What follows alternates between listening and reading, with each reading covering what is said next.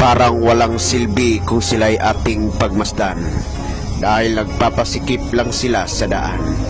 Pero hindi natin alam, habang tayo'y tulog sa gabi, sila yung nagpupuyat, walang pahinga, hindi makakain na tamang oras, sinasakripisyo na malayo sa pamilya, makuha lang ang mga pangarga, mga pagkain at produkto para sa mga tao. Sa oras na sila'y pumapasok sa pantalan, wala na yang tulugan hanggang makuha ang pangarga at mailabas, magdamagan niyang nakapila.